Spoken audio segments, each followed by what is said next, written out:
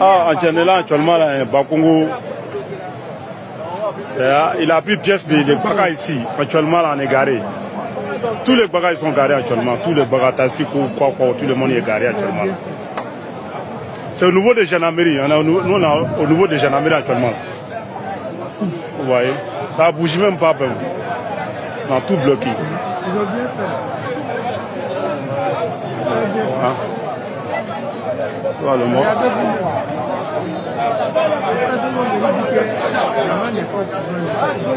Actuellement, c'est le moment d'en profiter. Hein? Voilà, c'est le moment d'en profiter.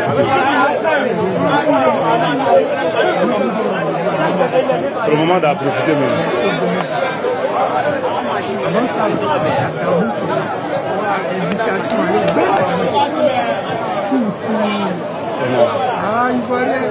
On est fatigué. Hein? Actuellement, nous on a eu ici. Hein? On est ici.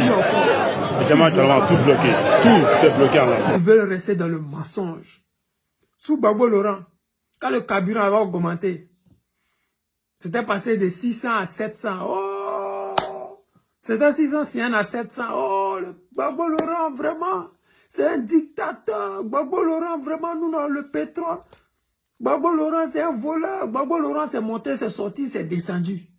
Aujourd'hui, le carburant, c'est combien en Côte d'Ivoire? De 700, c'est combien actuellement en Côte d'Ivoire? C'est combien? Ça va 2000. Ça veut pas moins de ça. Mais dites-nous, qu'est-ce qui a changé? Parce qu'à l'époque, les Gbaka ont refusé de rouler. Ils ont paralysé le pays complet. Taximeto, Gbakamano, ils ont paralysé le pays. Même les bus, là, ils les empêchaient d'aller rouler. Ces gens-là. Mais nous, on vous dit toujours, celui qui vous a fait du bien, là, vous n'avez pas été reconnaissant avec lui. Tous les quartiers précaires qu'ils ont cassés, nous, quelque part, ça nous faisait mal, mais ça nous faisait plaisir. Parce que c'est même qu'ils habitaient dans des quartiers précaires, là. C'est eux qui étaient les bakaman, les chauffeurs de taxis, les ceci, cela. C'est eux, là, nos parents de l'autre côté, qui étaient contre Gbagbo, là. C'est eux qui habitaient dans ces quartiers précaires, là. Que ce soit à Boko, à Bobo, à la Riviera Gobele, que ce soit à Yopougon, Pobwe 2 ou à Sakara, c'est eux qui habitaient dans ces endroits-là. C'est toujours eux. Mais c'est eux qui combattaient le président Laurent Gbagbo. Il leur a dit, vous me combattez pour quelqu'un que vous ne connaissez même pas. Les plus chanceux parmi vous iront en exil. Chapeau Soro. C'est comment là-bas? Tu vends Sougouya ou bien c'est quoi tu gères actuellement? Mais les moins malchanceux finiront en prison ou bien 6 pieds sous terre. Ibé, bientôt on va te rejoindre. Faut patienter. Watao, sois salué. J'espère que votre rébellion là, ça a payé. Ahmed Bakayoko, c'est comment? Ça peut aller mon vieux. C'est géré, c'est bouclé. C'est comme ça, les ingrats. Les gens que le président Laurent Gbagbo leur a fait du bien. Tout ce qu'ils voulaient là, c'était que la Côte d'Ivoire aille mieux.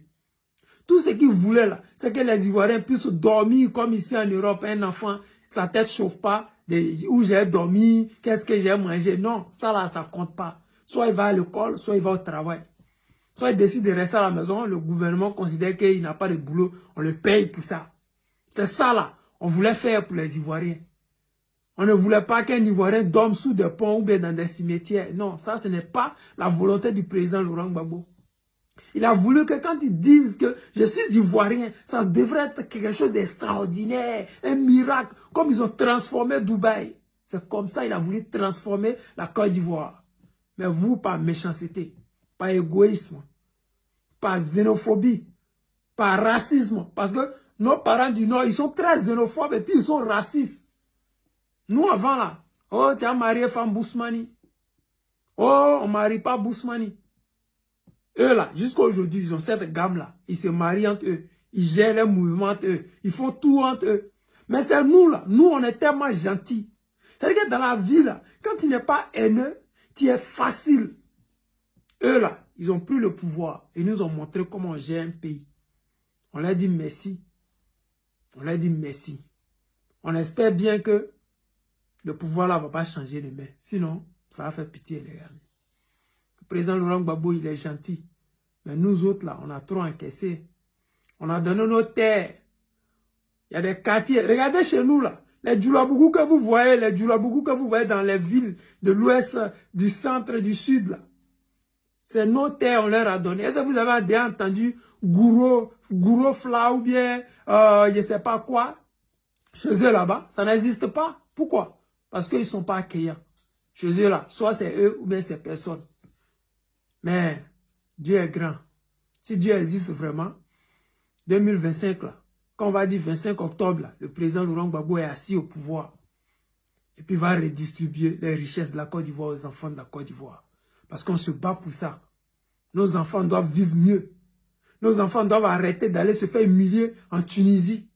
Je vais vous mettre une vidéo tout à l'heure là, où des gens dorment dehors. Les Tunisiens les ont mis dans le désert. Ce n'est pas la faute des Tunisiens, c'est la faute des mauvais dirigeants que certains Ivoiriens de la Côte d'Ivoire ont choisi au détriment de la réalité, de la vérité, de l'émergence qui a été promise par le président Laurent Gbagbo. Il va le faire. Nous sommes avec lui. On va l'accompagner dans ce sens-là. Les amis, c'est le président Lota, l'ami des dirigeants qui se respectent. Je vous aime et je vous dis à tout à l'heure.